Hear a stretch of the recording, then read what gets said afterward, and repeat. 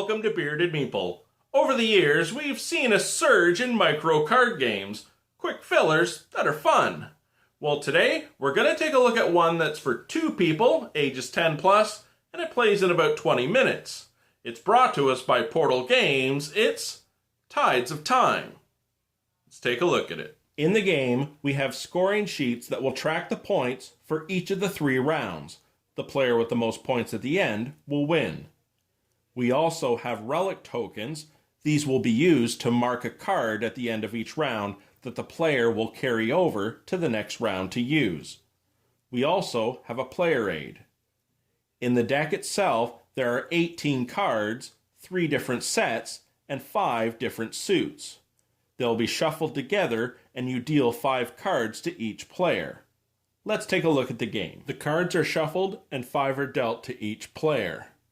The players will look at their hands and select a card each.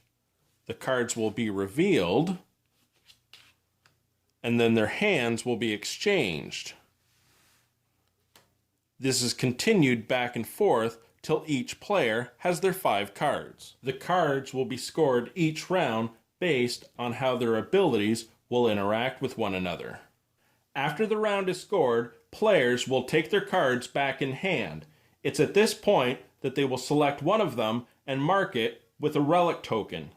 That card remains in their kingdom and stays in play the rest of the game and will add to their score every round. They select another card and remove it permanently from the game. You add 2 more cards to your hand, and the next round begins. Likewise, at the end of the second round, after the cards have been drafted and scored, they will add a second one to their kingdom, mark it with a relic token. Now both of them will add to their final score. Another card is removed, and you add 2 more cards for the third and final round. The player with the most points at the end will win. And that, my friends, is Tides of Time. As a filler drafting game, I thought it was fantastic and I actually liked it.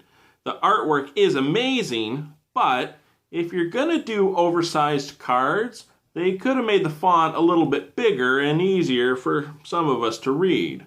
Another thing I want to say is the game is drafting, so you might not always get what you want, but you do want to play this game on the same playing field and skill level as another player, because as you understand what the powers are and how they're going to interact with each other, it's just not going to be fun if someone doesn't quite get it the same as you.